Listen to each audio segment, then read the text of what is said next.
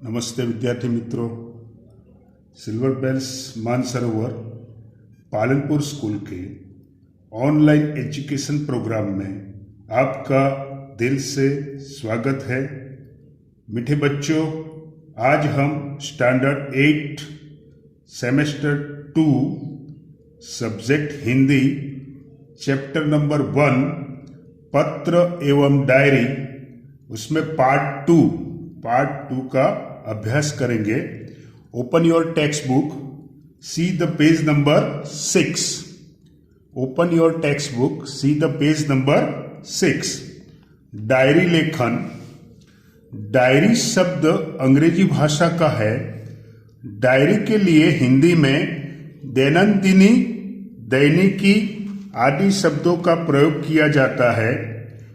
Diary में निजी जीवन में प्रतिदिन घटित घटनाओं का लेखा जोखा रखा जाता है। डायरी के पढ़ने से किसी व्यक्ति के जीवन में घटित घटनाओं, कार्यों या तथ्यों की जानकारी प्राप्त होती है। डायरी में व्यक्ति घटित घटनाओं के साथ साथ अपने मन में उठी प्रतिक्रियाओं की अभिव्यक्ति भी अंकित करता है। इसीलिए उसमें व्यक्तिगतता होती है। डायरी प्रतिदिन, साप्ताहिक, पाक्षिक अथवा मासिक लिखी जा सकती है। डायरी लेखन की विशेषताएं। डायरी लेखन में निम्नलिखित गुण होने आवश्यक है। क, डायरी लेखन में क्रमबद्धता हो, यानी सीक्वेंस कंपलसरी है। यानी पर डे आपके साथ जो भी घटित घटना हुई है, जो भी एक कार्य आपने किया है, उसके बारे में आप रात को सोने से पहले जो लिखते हैं उसको डायरी कहते हैं। हिंदी में दैनंदिनी या तो दैनिकी कहते हैं। उसमें पर डे का कार्यक्रम होता है। तो डायरी लेखन में क्रमबद्धता होनी चाहिए।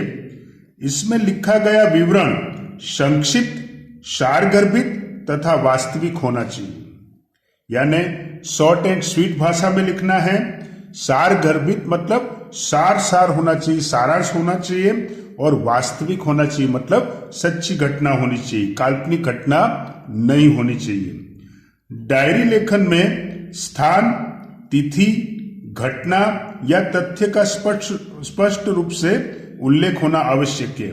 जब भी आप डायरी लिखना स्टार्ट करें, जब भी आप डायरी लेखन की शुरुआत करें, तो स्थान, तिथि, घटना या तथ्य का स्पष्ट रूप से उल्लेख होना आवश्यक है।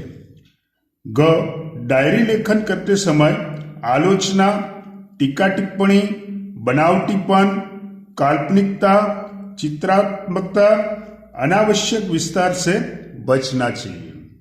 तो जो भी विद्यार्थी को डायरी लेखन का अभ्यास करना है, डायरी लेखन अंग्रेजी भाषा का शब्द है। हिंदी में उसको दैनंदिनी कहते हैं या दैनिकी कहते हैं। पर डे आपके साथ जो भी घटना हुई है या फिर आपने जो भी कार्य किया है, उसके बारे में पॉजिटिव और नेगेटिव, प्लस पॉइंट्स और माइनस पॉइंट्स आपको लिखने हैं। डायरी में सीक्वेंस होनी चाहिए और डायरी में जो आप लिखते हो वो शॉर्ट एंड स्वीट, सारगर्भित होना चाहिए और वास्तविक होना चाहिए, मतलब सच्ची घटना आपको लिखनी है। डायरी लेखन में स्थान, तिथि मतलब दिनांक, डेट, घटना या तथ्य का स्पष्ट रूप से उल्लेख होना चाहिए। और डायरी लेखन में आलोचना, टीका टिप्पणी, बनावटीपन, काल्पनिकता, चित्रात्मकता, अनावश्यक विस्तार से बचना चाहिए। मतलब शॉर्ट एंड स्वीट भाषा में जो वास्तविक घटना हुई है उसका आपको वर्णन करना चाहिए। बाल दोस्तों, आपको ये सवाल होगा कि डायरी लेखन के लाभ क्या है, क्यों हम डायरी लिखें। तो डायरी लेखन के अनेक लाभ है। क, इससे जीवन में घटी घटनाओं की जानकारी प्राप्त होती है। ख, डायरी में तथ्यों का उल्लेख रहता है। इसी कारण व्यक्ति दिन भर जो अच्छे बुरे काम करता है उसका उल्लेख भी रहता है। इससे शनै का मतलब होता है धीरे धीरे।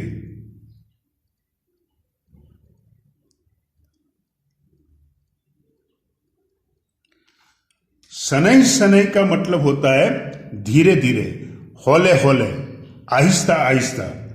बुराइयों से बचा जा सकता है। जो हमारे जीवन में बुराई होती है वो बुराई हम छोड़ सकते हैं। डायरी ही ऐसा दस्तावेज है जिसे पढ़कर किसी व्यक्ति के जीवन के पिछले अनुभवों तथा घटनाओं की जानकारी और वह भी संबंधित व्यक्ति के शब्दों में प्राप्त की जा सकती है। यानी डायरी एक ऐसा ऑथेंटिक दस्तावेज है, एक ऐसा ऑथेंटिक डॉक्यूमेंट है जिसे पढ़कर किसी व्यक्ति के जीवन के पिछले एक्सपीरियंस जो भी हुए हैं, घटनाओं की जानकारी वो संबंधित व्यक्ति के शब्दों में ही प्राप्त की जा सकती है। डायरी लेखन के उदाहरण: 1. अपने नए विद्यालय के पहले दिन की घटनाओं को अपनी डायरी में लिखिए। आई रिपीट, अपने नए विद्यालय के पहले दिन की घटनाओं को अपनी डायरी में लिखिए। तो कैसे लिखते हैं आप देख लो। 7 अगस्त 2010 जामनगर। आज नए विद्यालय में मेरा पहला दिन था। मन में विभिन्न प्रकार के विचारों की उथल पुथल चल रही थी तथा अनेक अनजानी आशंकाएं अनायास ही मुझे डरा रही थी। 9 बजे पिताजी के साथ मैं अपने नए विद्यालय आदर्श मंदिर में पहुंचा। प्रधानाचार्य कक्ष में जाने पर उन्होंने मुझसे कुछ प्रश्न किए जिनके उत्तर मैंने दे दिए। मेरे उत्तरों से वे संतुष्ट नजर आए। उन्होंने मुझे प्रवेश के लिए निर्धारित फॉर्म दे दिया। मन को राहत मिली। थोड़ी देर में शुल्क आदि जमा करवाने के बाद मैं अपनी नई कक्षा में पहुंच गया। अपने नए दोस्तों, अध्यापक और आचार्य से मिलकर ऐसा नहीं लगा कि मैं नए विद्यालय में आ गया हूं। Page number 7। 2. डायरी लेखन का सेकेंड एग्जाम्पल, दूसरा उदाहरण: वार्षिक परीक्षा के एक दिन पूर्व के अनुभव को अपनी डायरी में लिखिए। आई रिपीट, वार्षिक परीक्षा के एक दिन पूर्व के अनुभव को अपनी डायरी में लिखिए। 5 अप्रैल 2012 राजकोट। कल वार्षिक परीक्षा का पहला दिन है। रात्रि के 1 बज गए हैं परंतु नींद नहीं आ रही। कल विज्ञान और टेक्नोलॉजी विषय की परीक्षा है।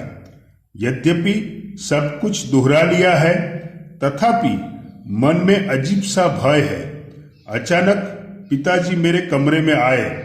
मुझे जगा हुआ देखकर ढाढ़स बंधाया और बिस्तर पर लेटने को कहा। बत्ती बंद कर दी। बिस्तर पर पड़े पड़े भी नींद नहीं आ रही। पिताजी के चले जाने पर टेबल लैंप जलाया और पुस्तक के पन्ने पुनः पलटने लगा। थोड़ी देर में थक कर बिस्तर पर पुनः लेट गया और न जाने कब नींद आ गई। बाल दोस्तों, पेज नंबर 8, आपकी टेक्स्ट बुक में पेज नंबर 8, उस पर पत्र लिखने में एक महत्वपूर्ण तालिका दी है, एक कोष्टक दिया है जिसमें संबोधन, अभिवादन आदि की तालिका है। तो देखो, पत्र का प्रकार: संबंध, अभिवादन संबंधी शब्द, पत्र की समाप्ति पर लिखे जाने वाली शब्दावली। ये कोष्टक आपको कंठस्थ कर देना है, याद कर देना है। कभी भी आप लेटर राइटिंग लिखो तो ये जो कोष्टक है, ये जो तालिका है, ये आपको हेल्प करेगी। तो फिर से, पत्र का प्रकार: संबंध, अभिवादन संबंधी शब्द, पत्र की समाप्ति पर लिखी जाने वाली शब्दावली। फर्स्ट, व्यक्तिगत पत्र: पुत्र पिता को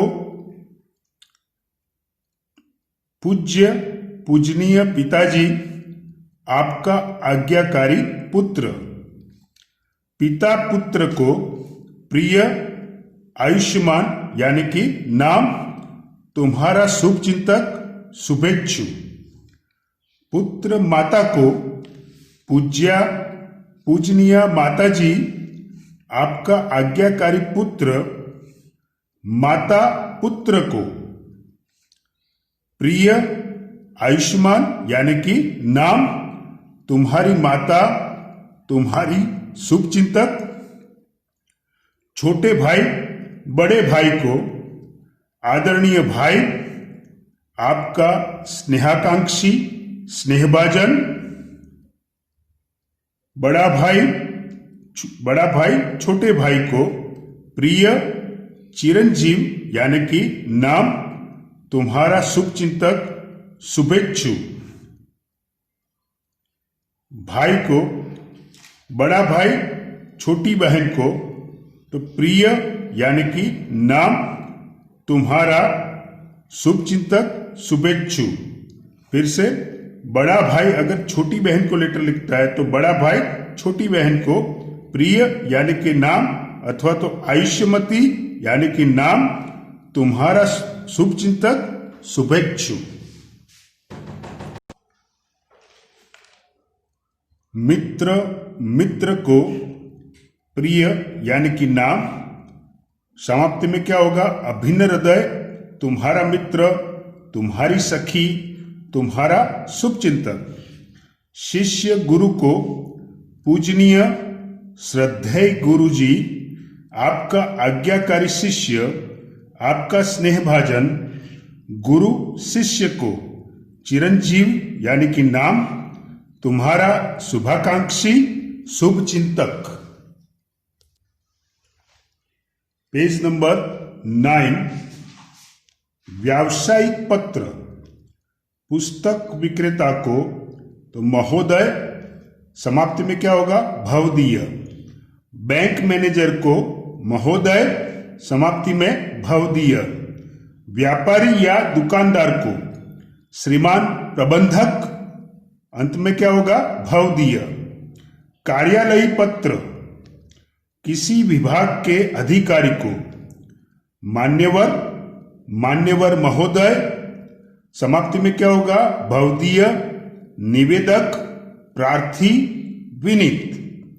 समाचार पत्र के संपादक को श्रीमान संपादक महोदय, समाप्ति में क्या होगा? भवदीय, निवेदक। प्रार्थना पत्र प्रधानाचार्य को संबोधन क्या होगा? श्रीमान प्रधानाचार्य महोदय, समाप्ति में विनीत, प्रार्थी, कृपाकांक्षी, आपका आज्ञाकारी शिष्य, आपकी आज्ञाकारिणी शिष्या। किसी अधिकारी को मान्यवर महोदय, समाप्ति में क्या होगा? निवेदक, प्रार्थी, विनीत, निवेदिका। पत्र लेखन के लिए ध्यान देने योग्य महत्वपूर्ण बातें। पत्र में बोलचाल की सरल भाषा का प्रयोग करना चाहिए, यानी पत्र जो है संवाद शैली में लिखना है। डायलॉग डिलीवरी करते जैसे एक दूसरे से बात करते हैं, ऐसी सरल भाषा में पत्र को लिखना है। पत्र में अनावश्यक बातें नहीं लिखनी चाहिए, मतलब आवश्यक बातें ही लिखनी चाहिए, यानी टू द पॉइंट। जिस पॉइंट पर, जिस सब्जेक्ट पर हमें बात करनी है, उसी पॉइंट पर, उसी टॉपिक पर हमें बात करनी है, अनावश्यक बातें करनी नहीं है। मतलब पत्र में आवश्यक बातें ही लिखनी चाहिए। पत्र अधिक लंबा नहीं होना चाहिए, उसकी लेंथ, तो पत्र ज्यादा लंबा नहीं होना चाहिए। मित्र या सखी के लिए तुम सर्वनाम का तथा बड़ों के लिए आप सर्वनाम का प्रयोग करना चाहिए, यानी पत्र में बार बार नाम लिखना योग्य नहीं है।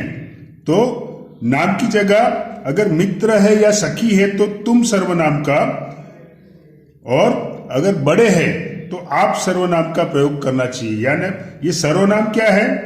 जो नाम की जगह जिसका इस्तेमाल होता है उसको सर्वनाम कहते हैं। तो मित्र या सखी है तो तुम सर्वनाम, और बड़े हैं तो आप सर्वनाम का प्रयोग करना चाहिए। पत्र में सबसे ऊपर बाईं ओर अपना पूरा पता और तारीख लिखनी चाहिए। बाईं मतलब लेफ्ट साइड और दाई मतलब राइट साइड। तो पत्र में सबसे ऊपर बाई ओर अपना पूरा पता और तारीख लिखनी चाहिए। नेक्स्ट, बाई ओर पत्र जिसे लिखना हो उसको शिष्ट भाषा में संबोधन करना चाहिए। इसके बाद अभिवादन करना चाहिए।